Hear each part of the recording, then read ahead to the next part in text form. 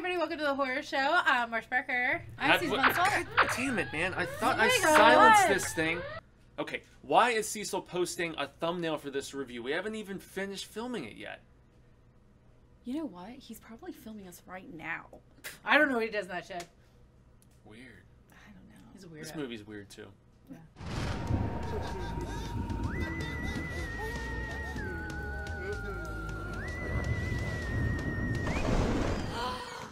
Hi, everybody. Welcome back to the horror show. I'm Marcia Parker. I'm Cecil. And Jaime and Fuego here, rocking the debut film for a very special patron. That's right, Aaron Moorhead and Justin Benson. This was their little Festival darling called Resolution, which came even before The Endless and Spring and their short segment in the third VHS. This is what essentially put these guys on the map. And who was the patron that requested this? Scuba Steve. Scuba Steve! Shout out! So very stoked to be finally getting on this one. So all three of us watched this. And the interesting thing is that I think Susie and I, we watched this in reverse order. Because we watched their most recent film, The Endless, before watching Resolution. And this does take place in the same like shared universe of sorts of weird existentialist discussion and alternate dimensions and just weirdness. Marcia, you have not seen any of their other films, though, right? No, this was my first time. Ooh. And doing it in proper order, so... Overall impression? I wasn't really impressed with it, and I think what it was because it kind of really gave me, it reminded me of The Creep, the movie The Creep. Yeah. A lot. But I really like that movie. Mark Duplass. Because I love him, and I felt like the two main characters in this movie were trying to be at that level, but I couldn't get there with them. And it's the whole movie is wrapped around those two main characters, and I couldn't get there. The end was great, and I thought it had its moments, but I felt like it was way too long, and they kept going over the same points that could have been shorter. I don't know. It just wasn't my cup of tea. Susie! So, I actually just found out that even though I guess I watched it in the wrong order, but I think it totally made more sense watching The Endless first and then Resolution. Had I just watched it like you did, I don't think I would have been into it at all. I think I would have been very angry. So I would have been like, this is so stupid. But because I saw The Endless first, I was actually really excited to see those two characters because I thought they were hilarious in The Endless. So yeah, I enjoyed the movie a lot.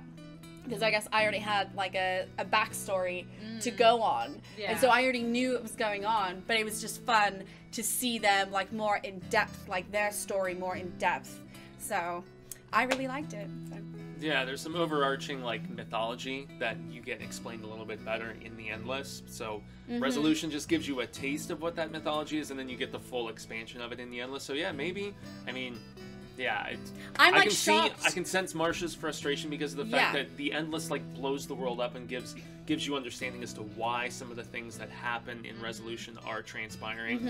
And I love this movie. I must admit, in the first half, I was a little bored with it. I thought it was moving a little slow, but then once you started to get some more of the vibe of what was actually going on around them, that's where I was just like, okay, yeah, it's in the same area of like, I guess the California remote hills and stuff, and it's almost like California forest, but not quite forest because it's not Northern California. It's more like desert, like wasteland, wilderness area of sorts and stuff. But yeah, once these guys start really realizing how precisely they're being watched and the real like full extent of what's transpiring and just what sources of energy and I guess potential gateways to other dimensions. I love that sort of stuff, and it turns into a very psychedelic thriller in the back half, and that's where I really, really enjoyed it, especially when they learn more of what's going on in that area. And that's what I loved about it, watching The Endless first and then watching that, because I'm like, oh, that's awesome, because now I'm gonna find out like how they found out, how they got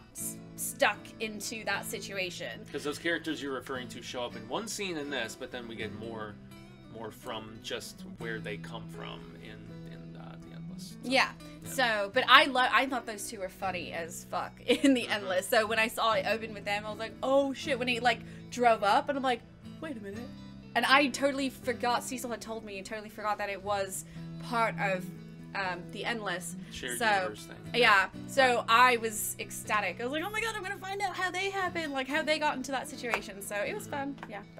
But as far as story goes, it's a very simple story, actually. It's about this guy who has a best friend from childhood who he suddenly has a video that comes to him of his friend who is smoking crack and being crazy out in the woods, squatting at this house, shooting guns, just being nuts. And he tells his pregnant fiance, he's like, I have to go check on him. I have to see if there's any way that I can salvage his life, pretty much, you know, save him and, you know, be what a good friend should. So he goes and he finds homie and he handcuffs him to this pole and he's like, I'm going to stick it out with you until you're sober as you're detoxing, and then I'm going to take you into rehab. Problem is, he's squatting in a house and he has connections with everybody from people that he borrowed drugs from. He's a drug dealer now. To the people who actually own the property and, you know, that he's squatting at. And then over the course of the film, they start getting more and more reminders, whether it's through VHS tapes that are delivered to the property, whether it's emails with additional video footage. There's all of the CDs with, you know, bits of dialogue and things like that. So there's somebody watching them and almost giving them a forewarning, but it's also, I don't know, it genuinely builds thrills and scares in my estimation when you realize everything that they're getting has already been filmed before they even do it, without really spoiling things beyond that. That's where we really, really have to cut it off. And all of the additional mythology about the significance of where this is all taking place, that's where the unraveling got a little more interesting. But I can understand why it starts out slow and why, you know, maybe Marcia, you know, you would think you're like, this is too long, it's boring, it's not really hitting that stride. So story-wise, I mean, did it eventually engage you? I mean, at the end, I thought the end was engaging, but everything up to that, I was just like, I just don't understand the point of why we're going through this. And like, you know, there's just so much of the back and forth. Some of the one-liners back and forth, the dialogue between them was a little entertaining. Like, because, you know, the guy who's detoxing was hilarious. You know, you know, like, I don't know what you're doing out there. Every time you leave, you just keep bringing stuff back. You know, you're probably filming yourself. Who knows? You know, so like, that was interesting. And like, everybody, and it almost felt a little Napoleon Dynamite. Like, everybody that was coming up were just like so like, you know, straightforward and direct about everything, and just emotionless, and like just kind of like, okay, what the heck is going on? But then at the end, it heated up quickly, escalated like on a dime, and that was interesting. Yeah, the third act had some heft to it, and it really got the ball rolling. I'm like, I feel like if it would have moved a little quicker in the first and second act, I might have been more engaged, but it was just, I don't know, it was really rough trudging through it. Yeah. So Susie's story, did you like just the backstory that we get here that corresponded so well with the I'm seriously genuinely disappointed for you. Like, I am. I'm like, but you should have seen the first one. If you watch the Endless, like, I'm so happy with the story, because again, like I said, I love those guys in the Endless, and so I was because in the Endless, everybody kind of has a situation of how they got to where they are. So when I saw it was them, it was fun knowing what I did know, you know, so I was engaged throughout the whole thing. You know what I mean? And I thought I knew it was going on, but I was also curious about, again, how they got there and what was the big kind of climax for them when they found out. So I was overall very happy with it. So yeah, the films essentially tell two corresponding stories in the same area. One is about two guys that just happen to find themselves in a situation, and then the other one is about a cult of people who specifically live in this area because they know the significance of the energy and everything going on in this area, without spoiling stuff. And I mean, one of my favorite scenes in the entire movie, and I have to mention it, is there's that group of French investigative students that we hear about, and you never really see any of them or anything, but you meet an older French guy who had contact with them, and where our character who's trying to get his friend to detox sits down in his like little trailer home of sorts with him, and the guy starts smoking the weird herb, and he's like, what is that you're smoking? And he's like, I can't even remember. I took it with me from South America and brought it with me here, and it blooms so well in this particular area of California. And the line where he says, how does like native whatever person with no contact with the rest of the world know the difference between an angel, an alien, and a demon? He says something to that effect, and that line just really messed with my head, and it kind of took me back to my days of taking psychedelic drugs, and just the sort of things that I would ponder, and just that strange just essence and energy that you would often feel. The movie definitely shifts into more psychedelic territory in the third act, and it is the most interesting act, and it is where things rev up and become where they start to pull the curtain back, and you're like, oh, so that's what this is all about. And the ending is very satisfying, and I found the performances very satisfying as well. Even if, it was slow at times, our two main dudes are great. The cameo that we get from Benson and Moorhead, the writers and directors of this film. Yeah, great. When I saw them, I was like, oh, look, it's the guys! And I found the weird Napoleon Dynamite druggies and property owners and stuff like that we encountered throughout the film, they were adequately weird, like kind of, I don't know, remote Cali and trash kind of peeps and stuff. And then the Native American guy who we get, who owns the property, and is like, you can rent it from me for a little while, but there's bad mojo. You should leave now. They kept getting warning after warning after warning about why they shouldn't stay there. But I enjoyed all the performances in this, even if there was some scripting and pacing issues.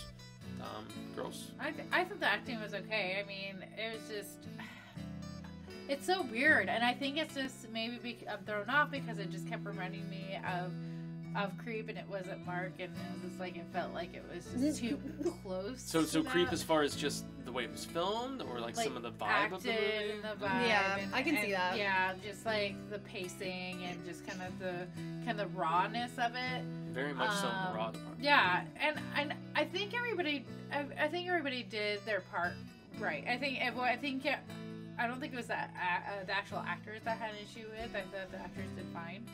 I think I kept going back to another movie, and when you do that, it pulls you out of the movie you're watching. So maybe if I watch the Endless, then maybe I can get out of it. Hadn't even been made yet. Maybe that'll help, maybe get the full story. It's so funny. Yeah, no, you need to. You should. So do it. I love the acting. So I thought it was really well done. There you go. Yeah. As far as effects and stuff and cinematography, it's not really a flashy movie, with the exception of a couple.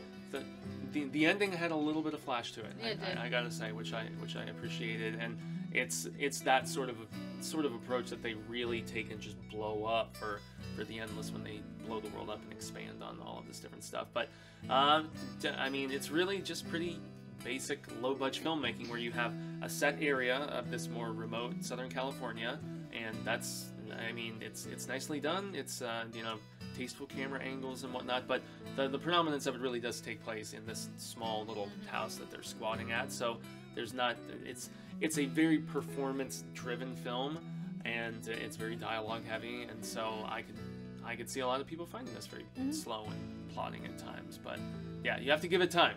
You really do. Watch The Endless first. Maybe I'll agree with that sentiment. Yeah, but I mean, either way, they are two films that I think need to be watched together just for proper context. So, yeah, I guess that's gonna signal the end of our thoughts on Resolution. Thanks very much once again to Scuba Steve for requesting this.